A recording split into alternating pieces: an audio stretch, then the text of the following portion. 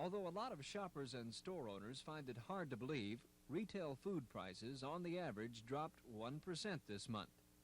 The Alabama Farm Bureau Federation's Market Basket survey of 20 food items was bought for $18.94 in January, compared to the December cost of $19.14. Central Alabama came out lowest in the survey, with food in northwest Alabama costing the most. Officials say the lower prices reflect the flooding of the market with certain products, apparently to the disadvantage of the farmer. Well, we're seeing a rather dramatic change in the supply picture.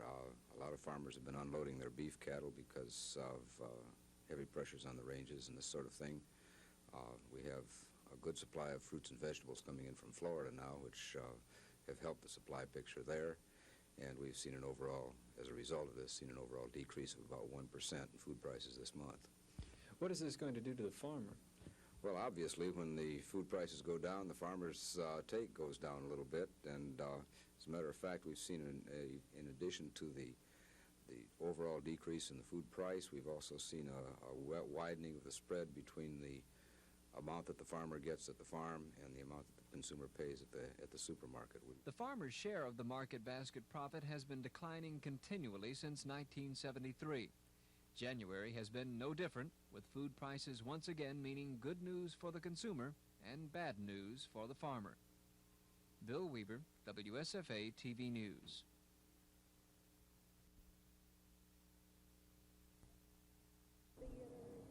The first plane load of Guardsmen began loading up at Montgomery's Danley Field this morning, dressed for the cold. Not the cold of Alabama, but the cold and snow of Niagara Falls, New York. The 187th Tactical Reconnaissance Unit will be joining several other Guard units at Niagara Falls for a 2-week winter preparedness exercise called Empire Glacier. This is a joint readiness exercise sponsored by the Joint Chiefs of Staff and the United States Readiness Command, and it's going to be a lot of different units, just not our Air National Guard unit, but many different active Air Force units. As far as I know, we're the only Air Guard unit participating. And the reason that we're participating is our commander, Colonel Bill Turnipseed, believes that this gives us more realistic training to participate in actual operational exercises rather than come out here to Danley and do made-up training. What kind of activities will the soldiers be going through? Well, we're taking photo processing people, maintenance people, some of our aircraft, and a lot of air crew and support personnel. We'll be doing basically the same thing we'd be doing in a combat environment. We'll be sending our aircraft up, taking pictures of targets on the ground, bringing the film back, getting it out of the airplanes, processing it, printing it, and getting it to the Army so they'll know what's out there. So this is really isn't a survival exercise then, right? No, it's not a survival exercise, although everybody's been teasing us about being Southerners, seeing if our blood is too thin to survive up there. The weather, both here and in New York, has already caused a slowdown in the operation. Low visibility, combined with heavy snow in New York, caused about an hour delay for the C-141 military transport parked at the Air Guard hangar. 6 other planes were still on the ground in New Jersey, reportedly snowed in. It's expected the entire Alabama unit, though, should be in Niagara Falls sometime tomorrow. This is Dave Rickey, WSFA TV News, Danley Field.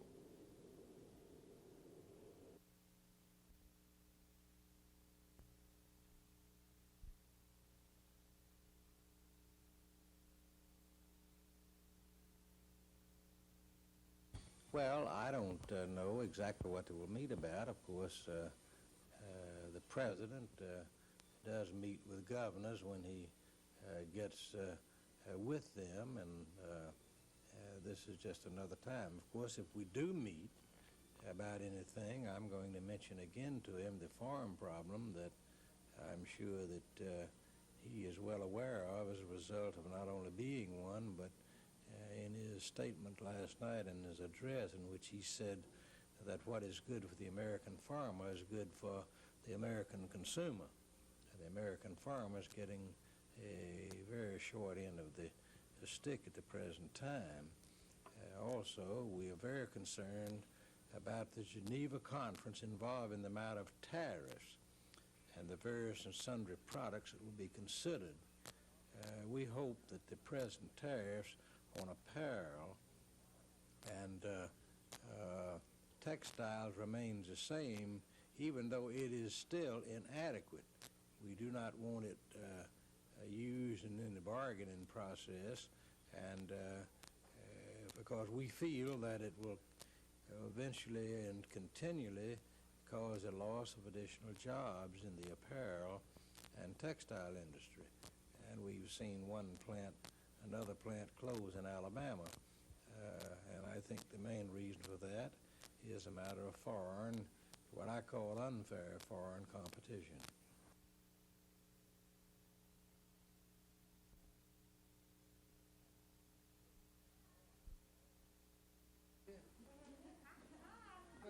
Listen, I wish I could shake hands with each one of you, and then you'll...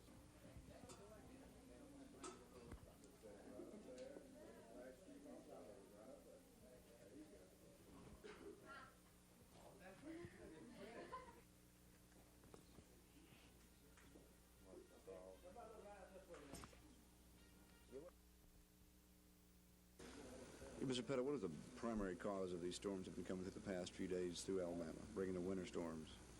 Well, it's not anything real unusual. What's happening is we're having upper-level systems coming across the west coast, and as they move across, the low-pressure centers are developing on the surface in the intermountain regions of New Mexico and Arizona.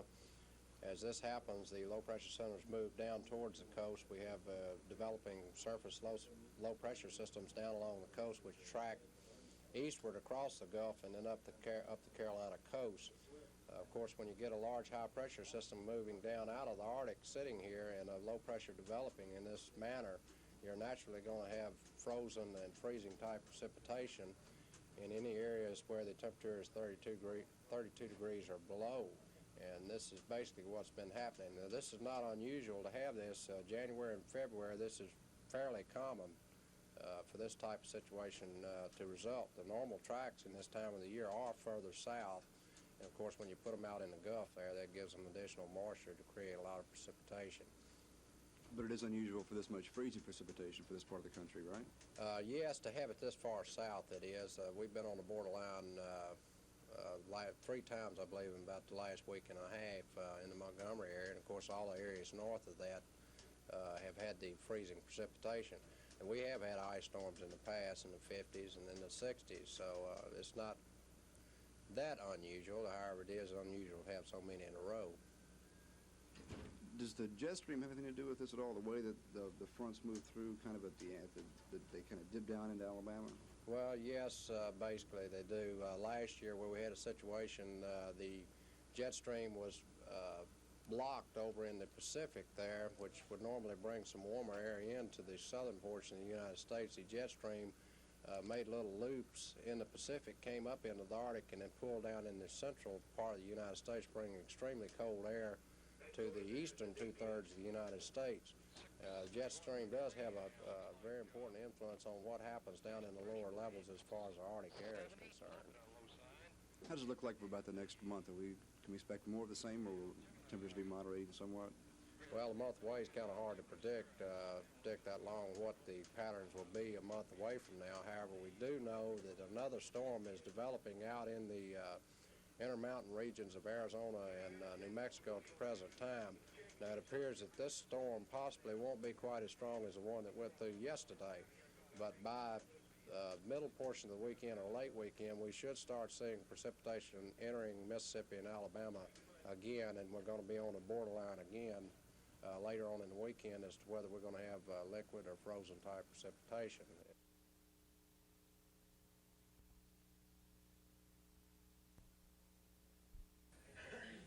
I feel like the council members and myself as president, we have grown together, that we understand the process that we're now going through. And I think we respect each other, and we have this with each member of the council. And I think this is the thing that has made the council grow and perform as well as it has. Those are the words of Willie Peak, the 45-year-old president of the Montgomery City Council. Peak has been a member of that council as representative from District 1 for 2.5 years. He was unanimously elected as the council's president last May. That's when former President Emory Farmer became mayor, following the resignation of Jim Robinson in the wake of the Whitehurst affair. Since then, Peak says, the council and the city in general has made great strides. Of course, you know, by being elected president of the council, and then we had an election of a mayor before that, and then the city had gone through some kind of disturbing times, and I feel like that the city now has settled itself down. The council has been in business long enough now to understand what we're doing. I feel like we have a very good grip on what we're doing. That way, we're operating very smoothly at this time. What do you see as some of the primary achievements of the council since you have been president? Well, I find that some of the achievements would be that we are very conscious of the health and safety factors within the city of Montgomery. To made a very special effort to hire more police officers, to equip them with better equipment, with better patrol cars. We're also trying to control the mosquitoes and rats in our open ditches. In some areas, we have begun to cover the ditches with the new CPG funds. We are very conscious of these types of things in the city of Montgomery, and the council, with the mayor's help, is now taking positive steps to correct some of these problems that we now have. But Peake is quick to point out the council has also had its difficulties in some areas. Well, of course, we suffer a lot of the setbacks from lack of funds. And what we try to do is try to put the things that are major in priority and take care of these first. And we realize that there are many things that we need to do in the city of Montgomery. The current council is made up of 5 whites and 4 blacks. As could be expected of such a makeup, there are occasions when arguments arise along racial lines. It's too bad that it comes out like this sometimes, and it does. And this is just something that we're living with, and that I feel like that all members of the council are trying and working very hard to overcome this type of thing. If you'll notice lately that we are dealing more with issues, just straight out issues, and that we're leaving the race issue out of it. And this is the way that the council should function, is dealing strictly with the issues. Peake says any time a controversial issue arises, the best thing he can do is just sit back and let the council members try and talk it out. He says although some of the people might go home mad, at least they feel they've had an opportunity to speak what's on their minds. Mayor Farmer rarely misses the regular Tuesday council meetings, and he usually plays an important part in the items on the agenda. But Peake says that doesn't bother him. The mayor and I sort of have an understanding in the council. Whenever he is in the council chambers, then I'm president of the council, and then I proceed with the orders of the day and with the agenda. When I'm in his office, then he proceeds with the order of the day and the agenda in his office. The mayor has the right to speak to the council on motions, on resolutions, and on ordinances when he's recognized by the president of the council just as any other member of the council does. Barring some unforeseen events, Peake will serve as council president for another year and a half. After that time is up, would Willie Peake like to follow Emery Farmer's footsteps into the mayor's office? Well, Willie Peake is just going to try to finish out his term as president of council, and I think it's just way too early to say if I'm interested in running for another office or an office at any time. I just want to do the best job I can at this particular time as president of the council, and when the time nears for the term to end, then at that time I'll make a decision on whether I would like to run for re-election to the council or if I would not like to run at all. At this time, I really don't know. This is Dave Rickey reporting for Composite.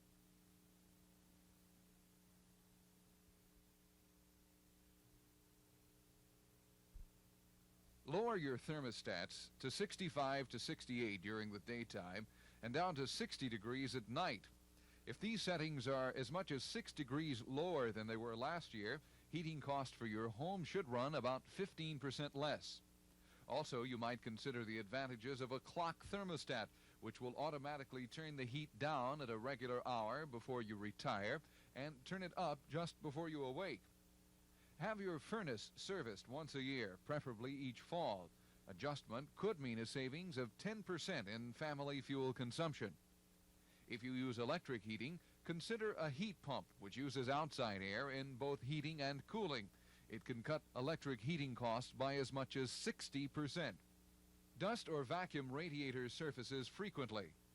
Keep draperies and shades open in sunny windows. Close them at night.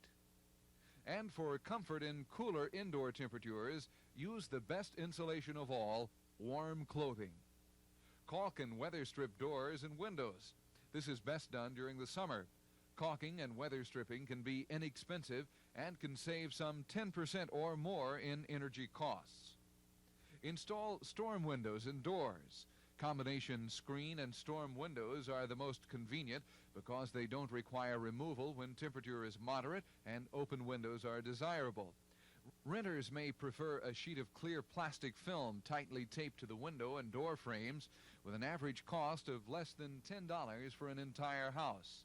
And for those of you with functional fireplaces, be sure the damper is closed at all times, except when a fire is going. A lot of heat can go up the chimney. And on the subject of cold weather, here are some tips this time to keep your pipes from freezing. Close all openings to the outside, attics, or under your house. Open kitchen cabinets to let heat into the pipes underneath the sink, especially on outside walls. Wrap all outside faucets and pipes that are exposed. Old newspapers are excellent insulation for this job. Allow heat to get to any room with plumbing fixtures, such as the bathroom. This allows heat to circulate around the pipes and other fixtures. In other words, don't close the bathroom doors. Let some water run in sinks and lavatories. Don't make it a big gushing flow, just enough to keep the water moving through the pipes. Know where all water cutoff points are, both yours and the city's. And it's a good idea to have a water key, that long-handled metal device, on hand in case you have to cut off the water supply to your home. If you follow these short tips, you could save a bundle on energy costs and save a visit from your friendly plumber later this winter.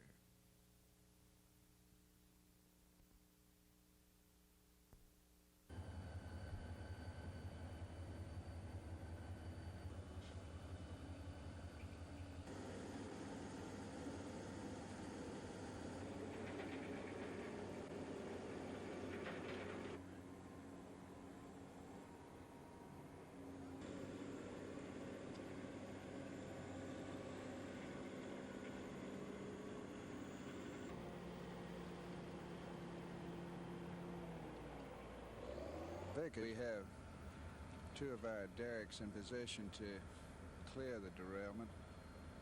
We've derailed the lead engine that was involved in the derailment, and we're now working on the Atlanta end on the second engine. The tank cars are now in the process of being okayed by the shippers to see if they're all right for movement. And on the west end we have a Montgomery derrick, which is also in place to assist in the re-railing operation. We are being doubly cautious simply because there are flammable materials involved in the derailment, and we don't want any accident occurring. We figure that we'll probably be clear around 2 or 3 a.m. in the morning.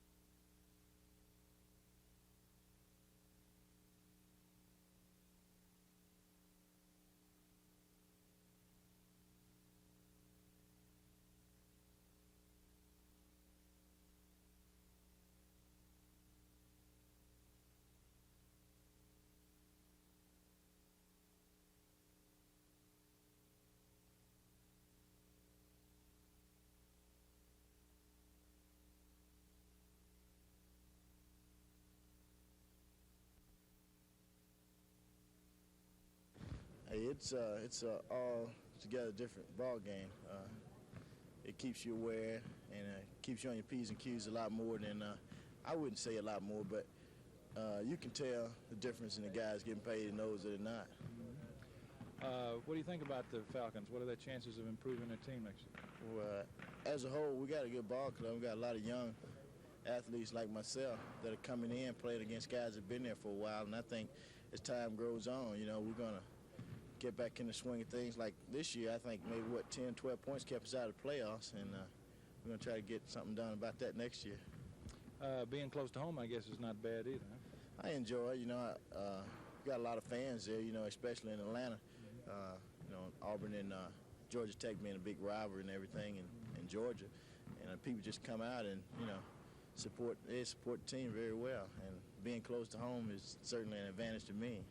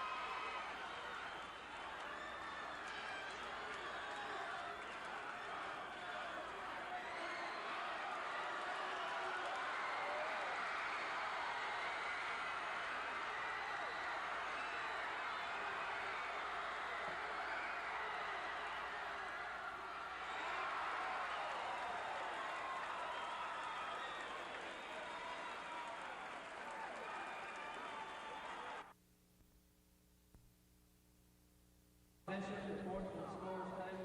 Bob Bishop reports to the scores table.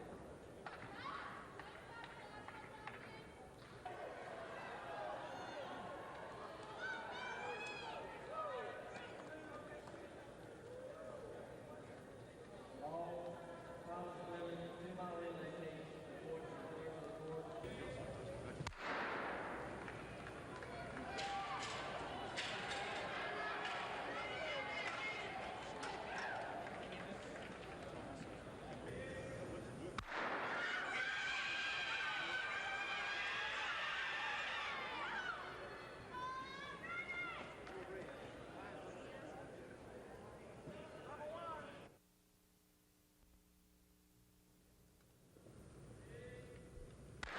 Well, we had a real fine weekend last Friday and Saturday. As some of you know, we took Harvey Glantz and Tony Easley and some of the others to the CYO meet. Harvey won it, Tony got fourth, but both people qualified for the NCAA. Then in the high hurdles, James Walker broke the world record. Unfortunately, there was a fellow named Larry Shipp in front of him, but still, Walker was a world record holder as far as we're concerned. Willie Smith is running real well. He got second in the 500. He lost to Herman Frazier, who had set the world record the week before. Then we went over to East Tennessee, and Willie Smith and James Walker teamed with Joe Tolles and Stephen Strother, who are our freshmen, and ran 3:11.0 for the fastest mile relay of the season and qualified for the NCAA. So we're real pleased about our start this year.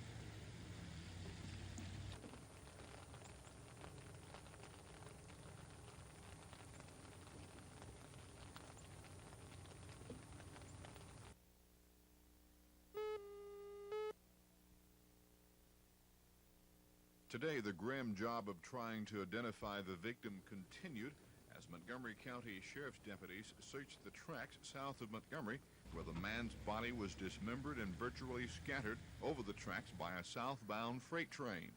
Authorities say foul play is not suspected. The engineer on the southbound freight seen him laying in the middle of the railroad track, and he stopped it. We went down and started an investigation. We also had another southbound train which was in front of that one, approximately 15 to 20 minutes, and we pulled him over at Calhoun, Alabama. We went around and checked that train over, and we found where he had fell off the train into another car. Do you suspect foul play? No, sir, not in at all. Have you been able to piece together what you think may have happened to cause this man's death? Well, we figured that he was riding in an open type boxcar that had some vans parked on it, and we figured he got cold and was trying to move to a warmer place. Were you able to find anybody who may have seen him early in the day or even on the train? Well, we talked to two more boys that was transits, and they said that they had seen this guy earlier that afternoon, and he told them he was going to catch a freight and go to Mobile. And they was going to catch the same freight with him, but they fooled around and missed it, so they caught the freight which had discovered the body. So right now, you are trying to determine who this man was and where he's from. Is that correct? That's correct. We're trying to get him identified. We are walking up the track, see if he has any identification that might have fell out of his pocket. And we're going to use his fingerprints to try to get him identified and notify the nearest of kin. The victim may be either from North Carolina or Michigan, according to information gathered so far by authorities, but the grisly task of recovering the victim's remains is part of the job and trying to find out who the hobo was that met his death riding the rails here. Authorities say he was somebody's son or father, and they just may want to know of his fate. This is Norman Lumpkin, WSFA TV News, Hope Hull.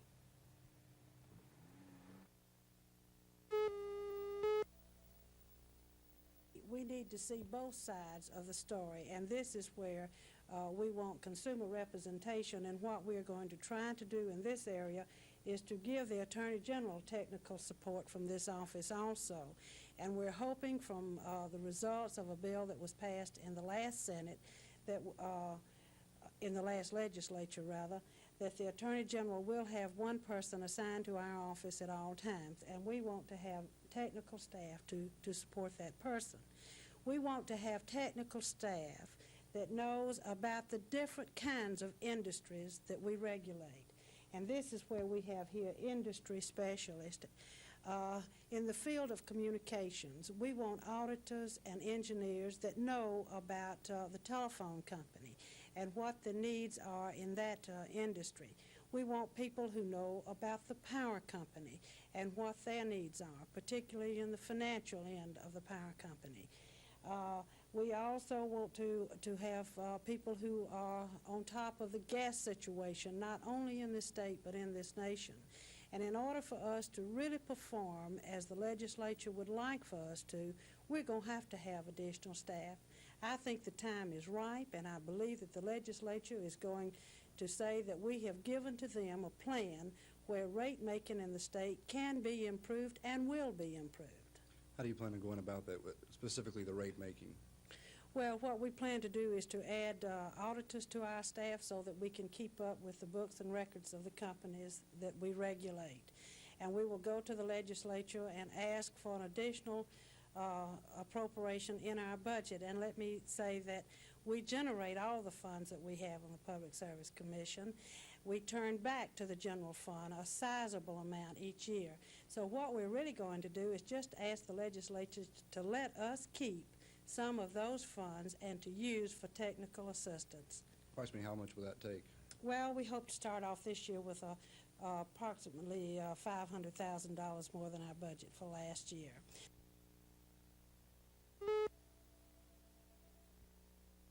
I really don't think that this will have any impact on civil rights cases being brought in federal court. I think it's a very good ruling. I think that plaintiffs should have to pay defense attorneys' fees and court costs if they bring frivolous and unreasonable lawsuits, and that's really what the court said. Is this that different than the way that it used to be? Well, up to now, the law was that the plaintiff, if he recovered, in a civil rights lawsuit, that is, a suit brought under some portion of the United States Constitution or federal statute, was able to collect their attorney's fees, that is, a winning plaintiff. And in the past, defendants have been unable to collect attorney's fees if they won the case.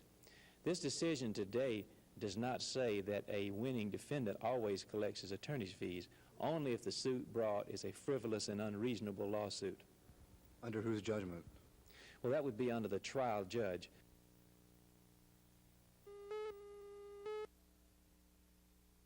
The highlight of our annual report for work on the Coosa Alabama River system is the fact that this year, for the first time, we have gotten $500,000 of construction money.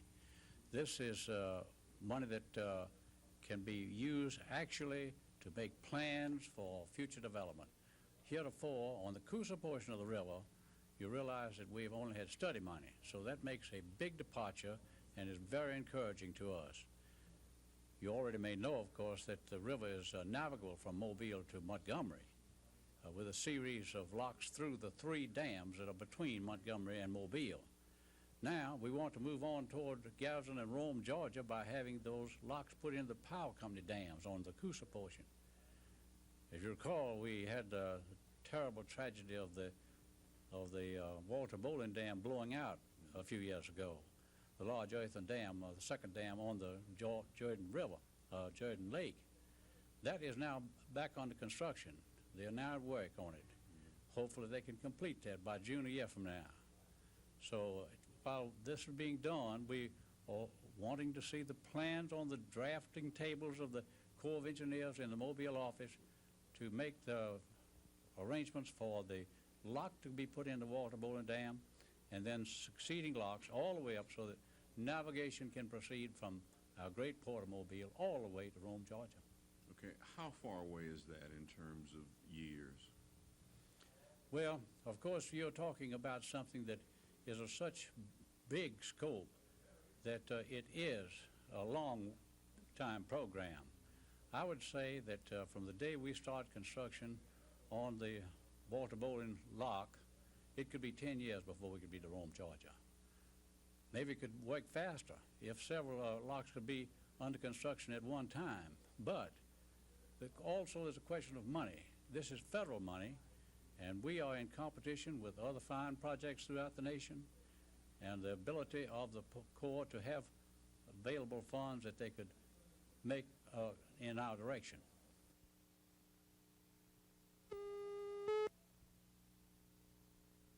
Well, I'm not really planning to run for governor. However, all last year I had so many people coming in from all over the state trying to get me to run and pressuring me to run. But I really hadn't decided at all. However, many people think that this is my problem, that this has really brought everything on, because I had one person who, I won't name if you don't mind, to tell me that my problem was in the polls. He said, all of these other people who are running for governor have a certain percent and they're holding. And he said, Melba, you're the only one in the polls that's moving. You've got them all scared to death. So this is the kind of thing that people tell me. So I really don't know. I would not accuse any particular person or group. This is so bad because this is what they've done to me. You know, it's to accuse people before they're given a chance. And I thought in America people were innocent until proven guilty. But that's not the case for the newspapers. Radio stations and television stations certainly are more careful because they are controlled by the FCC, but newspapers do not even have to give their source, even in court, if they don't want to.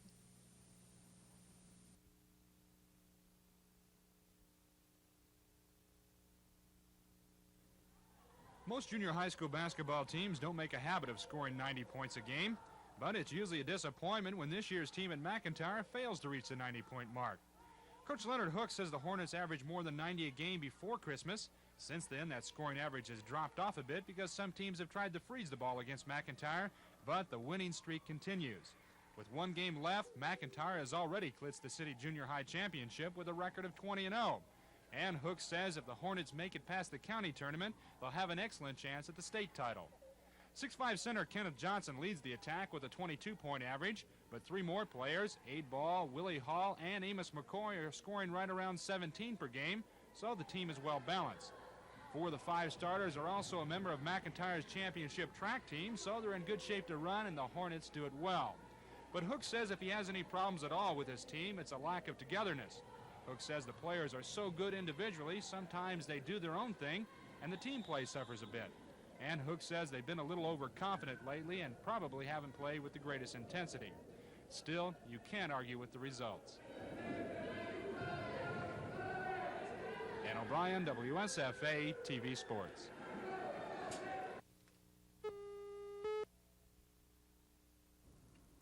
The rain has continued for more than 24 hours, causing general flooding throughout south-central Alabama. Flood warnings are in effect in all of south-central portions of the state. Rivers in South Alabama are expected to reach flood stage today. In southwest Montgomery, Rusty Graydon, a farmer, says he's already moved his livestock to the highest ground and hopes the rain will stop soon. Do you expect to lose any livestock? No, I've already gotten mine out, but we have lost them in the past, and if you keep raining like this 2 or 3 more days, it'll cover the whole place. How much more rain do you think it'll take before your particular work and your livestock might be in danger? About 2 more days like this. What precautionary measures are you taking? I just call them up on the highest ground I got and hope it don't get that high. That's all I can do. Most creeks and streams in Montgomery and surrounding counties in South Alabama are reported to be flooding, and the National Weather Service is warning residents in South Alabama to stay aware of weather reports to keep abreast of flooding conditions in this part of the state. The service reports that some evacuation plans from low-lying areas should be considered if the rain continues. This is Norman Lumpkin, WSFA TV News in southwest Montgomery County.